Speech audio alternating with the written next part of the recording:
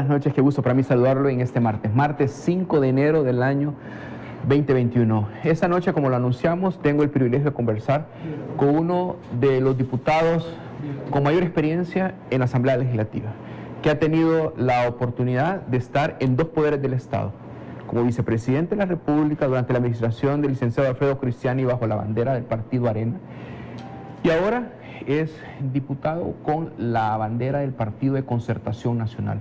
Acumula 7 periodos en la Asamblea Legislativa.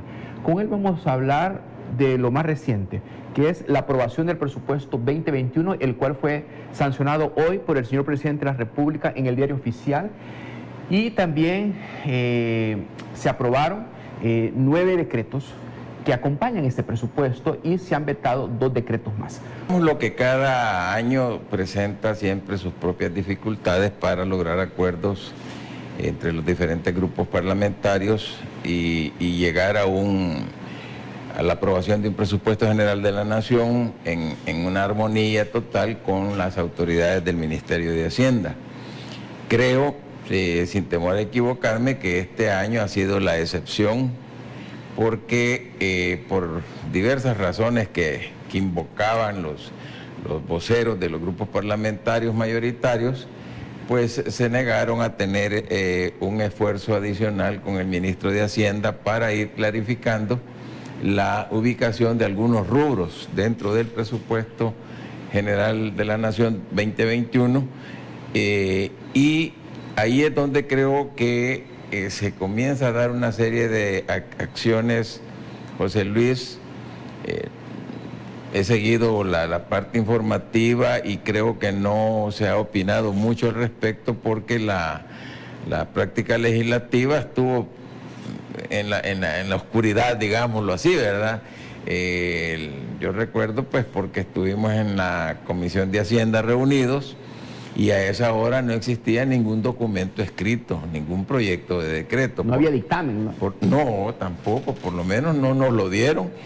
Y hubo un cruce como de ideas de qué rubros tenían que financiarse, qué rubros tenían que disminuirse, y de alguna manera dispersa, porque el frente, por decirlo así, el FMLN tenía como prioridad, y ellos pusieron lo de las pensiones, de la pensión mínima. Por el otro lado, Arena hablaba un poco del FODES para las alcaldías, y luego así comenzó aquello de que al final de esa jornada vimos que ya andaban impresa una hoja con ciertas decisiones que parece que estaban consensadas allá en horas de la madrugada del 24 de diciembre, y por eso es que prácticamente toda esta confusión que ha habido, ya hoy estamos a día 5, pero todavía no hay claridad de lo que se aprobó, lo que no se aprobó. Ahora el presidente lo ha sancionado el presupuesto, ya está la publicación en el Diario Oficial, y los 11 decretos que acompañan el presupuesto, 2 de los cuales han sido vetados, que es el 800 y el 803, vinculado a un préstamo al Banco Centroamericano de Integración Económica con fondos para las municipalidades y para este fondo de pensión universal. Sí, lo que trae esto es ya otra dificultad de opiniones adversas que van en este sentido. El presupuesto, según el mandato constitucional, debe estar perfectamente balanceado, es decir, los ingresos posibles con los egresos que están planteados. ¿Qué sucede cuando hay veto para 2 de los decretos que son parte del financiamiento que lleva el presupuesto general de la Nación? Entonces, es decir, la parte de ingresos se ve disminuida en la cantidad de los 300 millones que implican esos 2 vetos, 300 millones de dólares. Por otro lado, las adecuaciones que trae el dictamen y los decretos son adecuaciones que incluso pueden tener algunas, dijéramos, inconvenientes. Si el señor presidente las ha obviado, seguramente es para no afectar la parte de beneficios sociales que trae este presupuesto 2021, porque ciertamente aquí vienen los incrementos salariales, viene la parte de escalafones, viene la parte de cubrir veteranos, la pensión mínima misma, Entonces, lógicamente, eso cubre a una cantidad enorme de sectores de la población que se verían favorecidos con que este presupuesto no se demore en ponerse ya en aplicación. Yo vi algunos colegas que incluso ya el día lunes daban este tipo de declaraciones de que mientras no esté aprobado todo lo que son las fuentes de financiamiento, no se puede considerar que el presupuesto pueda tener plena vigencia. Ahora, sí, definitivamente la intencionalidad de los grupos que aprobaron el presupuesto quedó muy clara. Era precisamente de buscar hacer llegar a los gobiernos municipales de manera urgente una cantidad millonaria de recursos bajo el argumento de que era para reponer la situación de déficit por la falta de FODES. El problema de esto ya en la práctica es que algunas de las municipalidades no se han caracterizado por ser muy honestas en el manejo de los fondos públicos.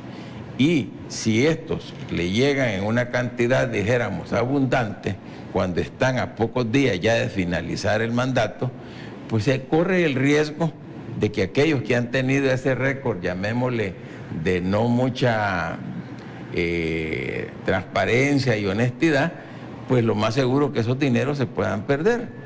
Por otro lado, está la tentación de que hay una campaña ya para la reelección, para ellos y para los diputados, que ya se inició, y seguramente también puede ser una forma de decir, bueno, si gano voy a poder invertir en lo que originalmente se tenía que hacer, pero si no, entonces lo mejor es invertir en campaña. Y ese es el riesgo que se está corriendo hoy por hoy.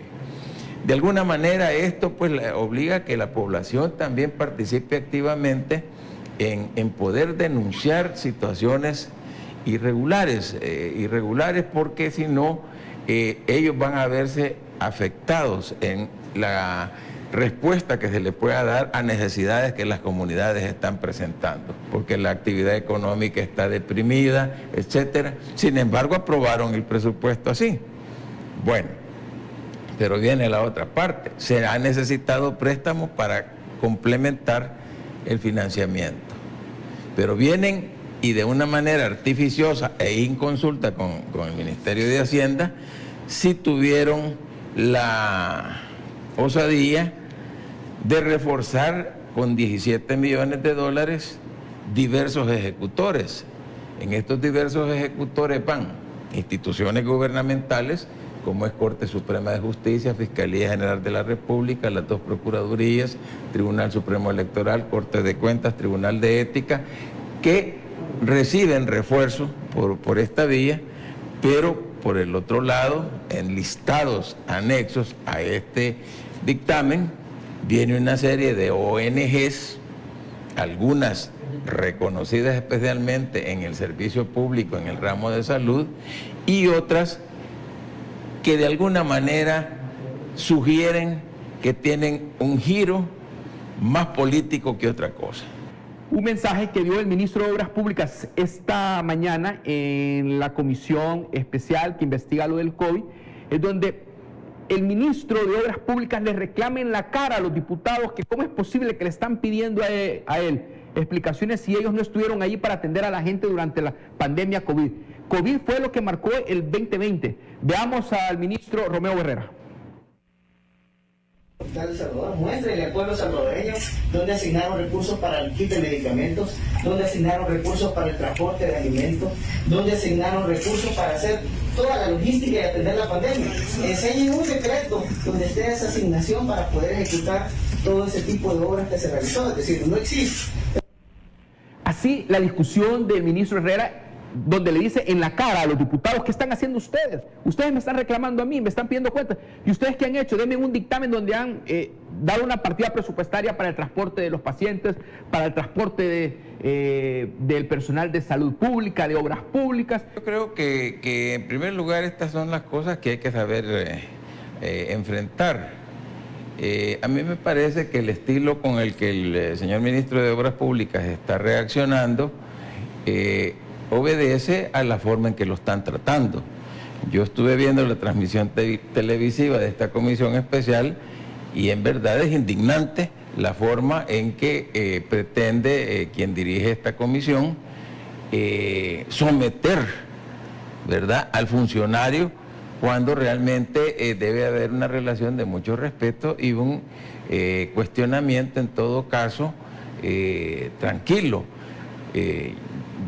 Interrumpió varias veces a los ministros, les hacía ver que si ya iban a terminar porque ya tenían las 20 preguntas listas.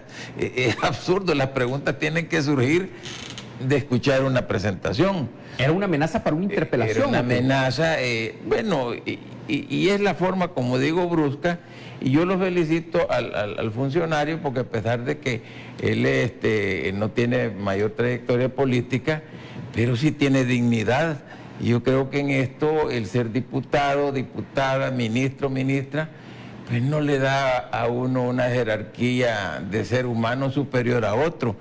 Y ya ratos venimos observando eso en la Asamblea, que nadie pone el orden necesario en el comportamiento que debemos de tener. De hecho, la Asamblea misma se ve sumamente afectada en su imagen, en su credibilidad, pero con las actuaciones de algunos colegas, como se dice, pagamos justos por pecadores, porque realmente la expresión o el reclamo es hacia los diputados en general, cuando en realidad debería de referirse a quienes de los diputados son los que están de alguna manera actuando abusivamente. Es decir, la gente tiene derecho a expresarse y no es una democracia. Pues, si por eso hemos pasado una lucha, ¿verdad?, de años, para que lleguemos a este nivel de un ambiente que cada quien puede expresarse sin temor a reacciones violentas. Ahora, allá cada uno sí se pica, como dicen, ¿va? Porque si allá gritan de por rata, yo no volteo a ver, pero seguramente hay otros que sí, ahí se enojan. Yo no, porque no me considero ni por cerca tal cosa. El otro veto es el 803. Precisamente el 803, que tiene lo mismo, que es un contrato de préstamo de un programa de emergencia para la sostenibilidad macroeconómica y fiscal. Esto fue suscrito en el 21 de julio del 2020 por un monto de 250 millones de dólares. ¿Qué hace la Asamblea a través de esta mayoría? El nombre de la mayoría es la Fusión Arena FMLN, para que no se me olvide. Fusión Arena FMLN. ¿Así le llama a usted? Así son. Es una alianza, es como cogobernabilidad. Están actuando lo mismo, mire. Comienza la frase uno de un bando y la continúa el otro. O sea, como que es un coro que hablan exactamente lo mismo. Y eso pasa en la Comisión de Hacienda y pasa en el Pleno. En la de Hacienda, precisamente por eso lograron hacer esto. Pues entonces ellos deciden estos 250 para sostenibilidad macroeconómica y fiscal, y dicen, de eso, incorpórese para el presupuesto 2021 125 millones para el desarrollo de proyectos que serán asignados a gobiernos municipales. O sea, estaban haciendo una recolecta. Es un ajuste, ¿no? De por donde pudieran, para irle a transferir todo eso a las municipalidades, entendiendo que eran fondos que debían de aplicarse para la emergencia que el país ha vivido. Este tema no estaba contemplado en el presupuesto, en el proyecto de presupuesto inicial. Y quiero decir lo siguiente: la Asamblea no puede por sí y ante sí decir, esto yo lo voy a introducir. Tiene que contar con la anuencia del órgano ejecutivo, que es el responsable de la dirección de las finanzas públicas. Entonces, no solo le están acá limitando la capacidad al Ejecutivo de invertir en los rubros prioritarios, que ha sido salud indudablemente, que está el tema de seguridad todavía siempre como importante, y tenemos el tema de la educación, pues. Francisco, ¿cuál es el punto acá de fondo? ¿Le aprobaron el presupuesto al presidente tal cual él lo estaba pidiendo, previo a hacer algunos ajustes o algunos reacomodos de algunas partidas presupuestarias? Sí, bueno, aquí es que aquí lo que ha habido es de lo que presente el Ejecutivo, sí, por decirlo así, la parte gruesa pues no la afectan, pero en disminuciones, que es un apartado que se creó ahí esa noche, o lo crearon no sé a dónde, porque por lo menos en la Comisión de Hacienda no lo vimos. ellos están reduciendo un monto de 450 millones. A la inversión pública. 450 millones de dólares. Se lo están reduciendo a las instituciones del órgano ejecutivo. Óigame usted, por ejemplo, la Presidencia de la República, 47 millones de dólares. Sí. En diferentes dependencias. A Hacienda, 27 millones de dólares. Las consultorías. A Defensa, 27.600.000 dólares. Es lo que decía el doctor Rolfo Parque, que si querían unos barcos, que fueran unos barcos de papel. Pues sí, pero cuando hubo el aluvión ese aquí por Nejapa, yo no vi ningún diputado o diputada de ahí, de estos gritones. Pero sí vi la Fuerza Armada a medianoche, como los veo repartiendo alimentos, como los veo allá. Toyota con la lancha ahí en Ilopango, ¿no? No, y en los puntos ciegos. O sea, nosotros que andamos en el territorio con esto de las actividades proselitistas, ahí vemos, ahí está la tropa. Y no, digamos, en condiciones cómodas, están en la campiña abierta. Entonces, pero esos 27 millones que eran para bienes y servicios, se los restan. ¿Ustedes creen que estos diputados tienen la cabeza en su lugar? Tiene, por ejemplo, este tema, mire, ramo de justicia y seguridad pública, se reduce 8.900.000 dólares. Destinados para la compra de vehículos de turismo, 2 millones de dólares. ¿Y cuáles son los vehículos de turismo? Yo me puse a buscar ahí en Google, vehículos de turismo. Cualquier carro, yo me encaramo en él y me voy al mar. ¿Cómo se dan? Yo soy el que anda haciendo turismo, pero ese carro igual lo agarro aquí y me lo llevo para ir a la oficina o para ir a un trabajo agrícola. Pero ellos le pusieron, se les ocurrió, ¿va?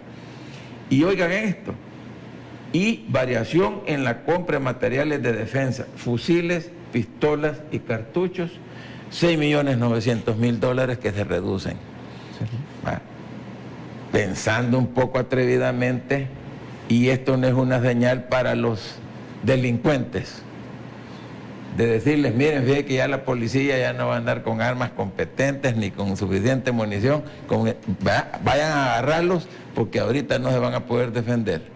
Pensándolo mal. Claro. Se puede. Claro. Entonces, ¿por qué lo hacen en un momento en que todavía la amenaza social no desaparece? Y eso lo sabemos porque andamos, como repito, en el terreno. Esto es importante que lo sepa la población. Todas estas cifras, estas asignaciones, o es dinero de nuestros impuestos o de los préstamos adquiridos que vamos a pagar con nuestros impuestos a futuro. O sea, son fondos públicos. Estos son fondos públicos. Por eso es que siento yo que ha habido un abuso descomunal en empezarlo a repartir a manos llenas. Bueno, estamos en una época de crisis, pues. Pero usted tiene 7 periodos en la Asamblea Legislativa. ¿Primera vez que mira este abuso o siempre pasa? Primera vez. Yo por eso hace poco en una entrevista mencioné. Yancy Urbina fue presidenta de la Comisión de Hacienda. Lorena Peña fue presidenta. Sí. Milena Calderón fue presidenta. Julio Gamero fue presidente. Sí. Y con todos ellos, indistintamente que fueran de otro partido del gobierno en turno, nos sentábamos con el ministro de Hacienda, los viceministros, los directores generales de tesorería, de presupuestos, etcétera, a revisar, y todo este andamiaje técnico lo hacía con el apoyo de Hacienda.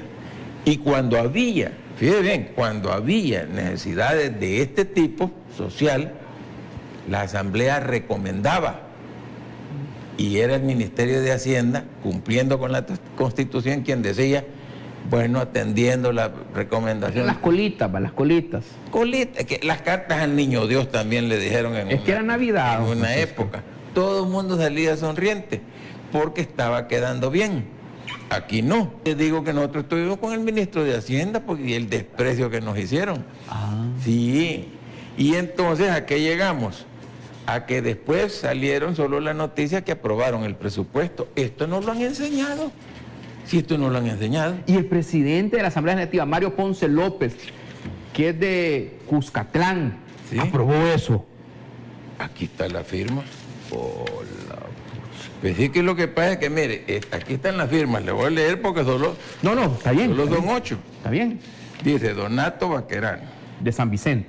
San Vicente, Norman Quijano, San pero Salvador. no firmó Norman, sino que estaba siendo sustituido. Janet. Margarita Escobar, Rodrigo Ávila, Arena. Yancy Urbina, San Salvador. Yolanda Anabel Belloso, San Salvador. Mario Ponce Cuscatlán. y Rodolfo Parque. 8.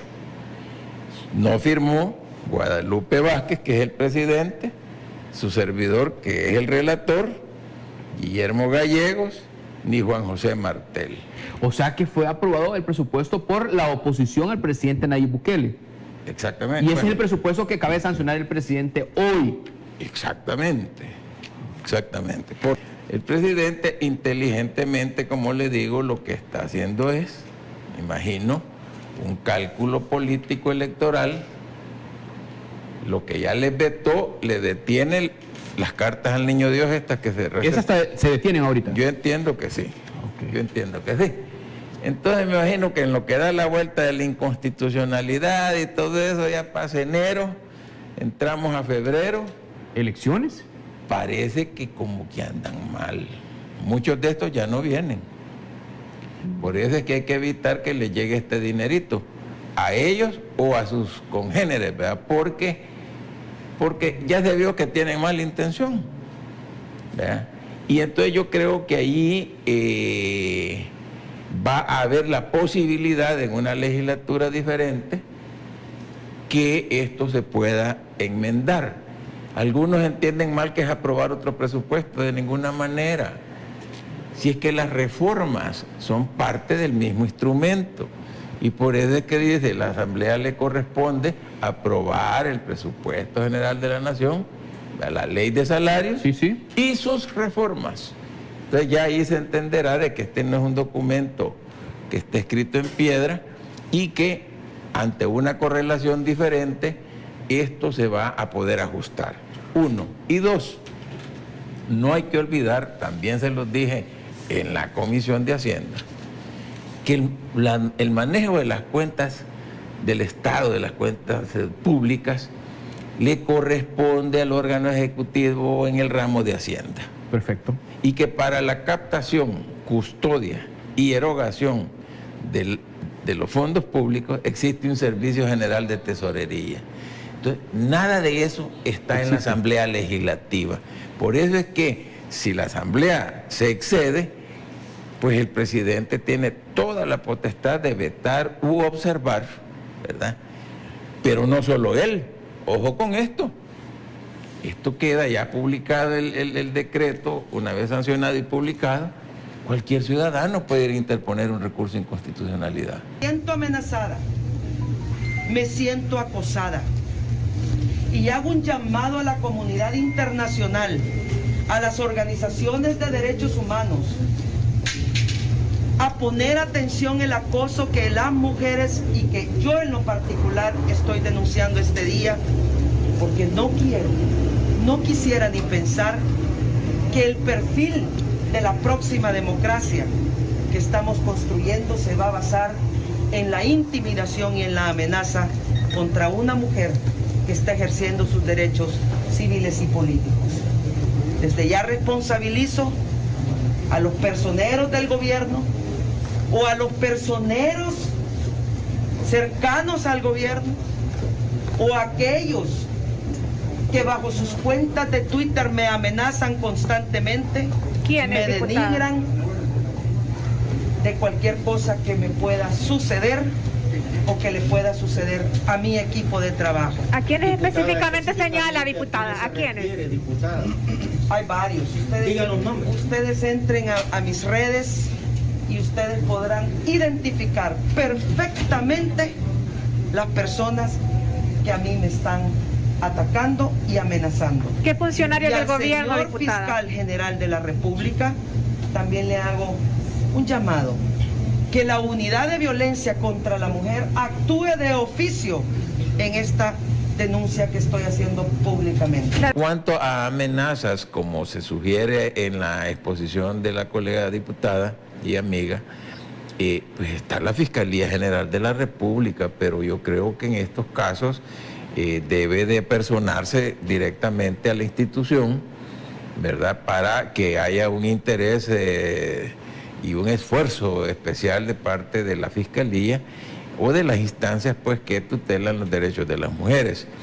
Yo sí creo que en esta ocasión están participando más mujeres que nunca, ¿verdad? Nosotros en el PCN hemos tenido la dicha de encontrar muchas profesionales, mujeres amas de casa, obreras, que han tomado la disposición. Hay un cambio generacional. Totalmente. De la publicidad también están ahí. Y hacen aportes valiosísimos. Personas con discapacidad les han dado espacio. Bueno, a periodistas les han dado espacio. Claro.